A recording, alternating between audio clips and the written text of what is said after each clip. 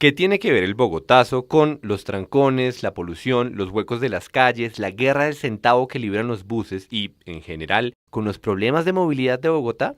La respuesta completa no es sencilla, pero comencemos por el titular.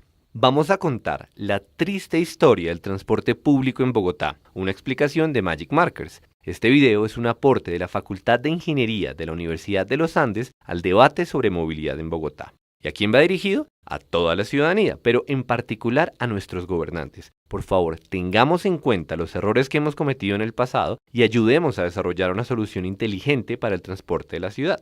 Entonces, a lo que venimos. Todo empezó el funesto 9 de abril de 1948. Jorge Eliezer Gaitán fue asesinado y la ciudad se enloqueció. Hubo saqueos, pedreas, disturbios, ocurrió el Bogotazo. Y aunque es una historia muy importante en sí misma, tiene un hecho fundamental para nuestro tema. Buena parte del tranvía de Bogotá fue destrozado en la revuelta.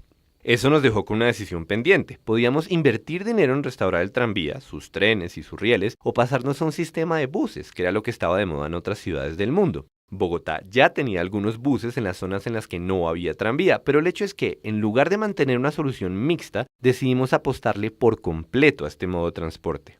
Al principio era el Estado el que administraba y operaba el sistema, o sea, era totalmente público, pero con el paso de los años esa carga se volvió demasiado grande. Entonces se decidió privatizar gradualmente lo que ahora se conoce como transporte colectivo. Los buses públicos, incluidos los trolis eléctricos que llegaron en algún momento, fueron desapareciendo hasta extinguirse por completo en los 90. Pasamos de un modelo totalmente público a uno totalmente privado. En principio, eso no está mal. En Colombia, muchas empresas privadas ofrecen servicios públicos, pero como existen los riesgos del monopolio y estamos hablando de un servicio que afecta la calidad de vida de las personas, la clave está en cuáles son los requisitos que el Estado le impone a esas empresas privadas, y en este caso los requisitos eran mínimos. Es como si el Estado se hubiera sentido tan encartado administrando los buses que se afanó en regalar ese derecho. ¿A quién? Es una buena pregunta, pero no nos metamos por ahí. Lo cierto es que aparecieron dos personajes más en nuestra historia, las empresas afiliadoras y los dueños de los buses. El Estado le asignó a las empresas afiliadoras la responsabilidad de administrar las rutas de la ciudad, pero les dio la libertad de venderle a un tercero el derecho de ofrecer el servicio. Mejor dicho, el Estado le decía a un afiliador, esta ruta, esta y esta son suyas. Luego, el afiliador le decía al dueño de un bus, hey, si quiere, le doy permiso de manejar por una de mis rutas, pero me tiene que pagar por ese derecho. De entrada, esto es bastante indignante porque quiere decir que las empresas afiliadoras están explotando un bien público sin dar nada a cambio, o bueno, muy poco. Y así fue como las rutas se volvieron mercancía, para colmo, en un negocio libre de riesgos para las empresas afiliadoras. Ellas no compran buses ni contratan conductores, solo le venden el derecho de usar una ruta a las personas que se encargan de esas cosas. Pero más allá de la indignación, el problema de este modelo es que tiene un montón de consecuencias perversas. Veamos. Tenemos 4 actores: el Estado, las empresas afiliadoras, los microempresarios dueños de los buses y los ciudadanos que utilizan el servicio. ¿Qué quiere cada uno? Pues los ciudadanos, es obvio, quieren moverse y deben pagar por ello. Los dueños de los buses quieren recoger tanta gente como puedan porque pues por ahí les entra la plata. El Estado quiere que el servicio de transporte exista y para eso se ocupa de asignar rutas y controlar precios. Y finalmente, las empresas afiliadoras. ¿Qué quieren ellas? Se supone que están ahí para administrar las rutas, nada más que eso. Sin embargo, en la medida en que reciben dinero por cada bus que está en circulación, ellas sí quieren algo, que haya muchos buses en la ciudad, tantos como sea posible. Eso genera un conflicto. Para el Estado no es bueno que haya demasiados buses por el desgaste de las vías, los trancones y la polución. Los conductores tampoco quieren que haya demasiada competencia porque se vuelve más difícil recoger suficientes pasajeros. Los ciudadanos, por su parte, no quieren que baje la calidad del servicio. Y si bien la votación era de 3-1, los afiliadores tenían un as bajo la manga. Mucho dinero, que en este contexto se traduce en influencia política. Una y otra vez, en contra de las necesidades de la ciudad, el Estado aprobó la creación de más rutas y permitió que se metieran más buses en cada una. Era un ciclo que se alimentaba a sí mismo. Entre más rutas existían, más buses circulaban. Entre más buses circulaban, más dinero recibían las afiliadoras. Y entre más dinero recibían, más poder político se concentraba en sus manos. Así, en lugar de utilizar una matriz de origen-destino para determinar cuáles son los puntos de la ciudad que deben conectar las rutas, pusimos rutas y buses básicamente en donde sea que hubiera calles. Ahora bien, cuando hay sobreoferta en un mercado, lo normal es que alguien se quiebre. Si hay demasiados buses, entonces no hay suficiente dinero para que todos sigan ofreciendo ese servicio. La pregunta es, ¿cómo es que no se quebraron? ¿Cómo es posible que un sistema ineficiente y al mismo tiempo sujeto a las reglas del mercado fuera sostenible desde los años 70 hasta hoy?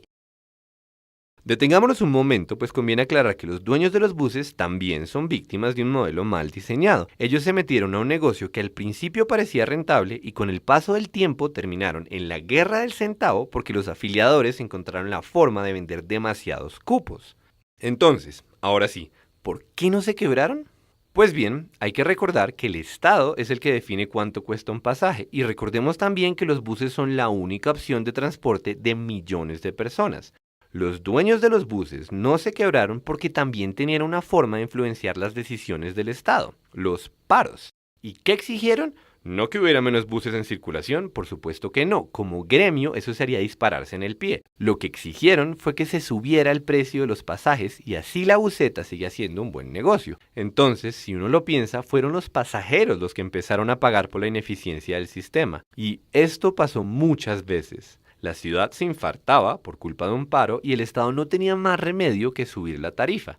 Para que se hagan una idea, si uno grafica en el tiempo el aumento del salario mínimo y el aumento de las tarifas de bus y se pone a hacer las cuentas, le da que las personas con menos recursos han llegado a gastar hasta el 20% de sus ingresos en transporte. Deplorable. De hecho, la inequidad como consecuencia de este modelo se ve también en los extremos de la ciudad. Si bien la mayoría de las calles de Bogotá estaban sufriendo por una sobreoferta de buses, en la periferia pasaba lo contrario. Los dueños de los buses no estaban interesados en esas zonas porque allí es más costosa la operación. La razón es que la gente hace trayectos más largos y las calles empinadas o destapadas hacen que el mantenimiento del bus sea más costoso. Ahora bien, eso tiene sentido desde una perspectiva de negocios, pero estamos hablando de un servicio público y si los encargados de ofrecerlo no están interesados en hacer su trabajo, la gente que debería recibir ese servicio resulta marginada.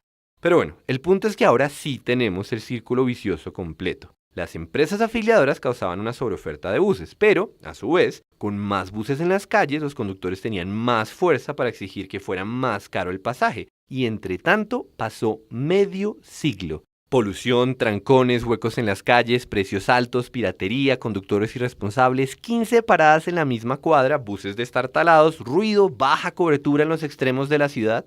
Todo se volvió la consecuencia natural de tener un modelo mal diseñado. ¿Y los ciudadanos? Nosotros no teníamos cómo atar los cabos. Uno puede ver que las calles de Bogotá están destruidas, pero lo normal es quejarse de que no las arreglan. Muy pocos saben que las vías secundarias simplemente no fueron diseñadas para soportar buses. Incluso, la pésima calidad del servicio se volvió algo familiar para nosotros. El que salía de vacaciones y conocía los sistemas de transporte de otros países, a lo mejor se quejaba de que Bogotá es una ciudad del tercer mundo, pero seguro no se ponía a pensar en lo perverso que era nuestro modelo de transporte colectivo. Y ahora preguntémonos, ¿cómo sería un modelo bien hecho?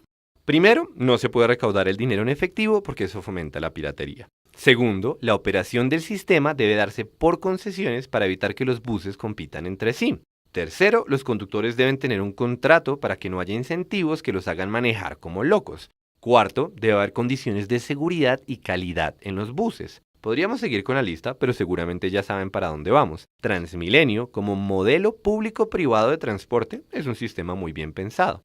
No fue fácil implementarlo porque los dueños de los buses y las empresas afiliadoras se resistieron. Además, el Estado tuvo que poner toda la infraestructura porque ningún privado se hubiera arriesgado a hacer esa inversión. Pero lo logramos.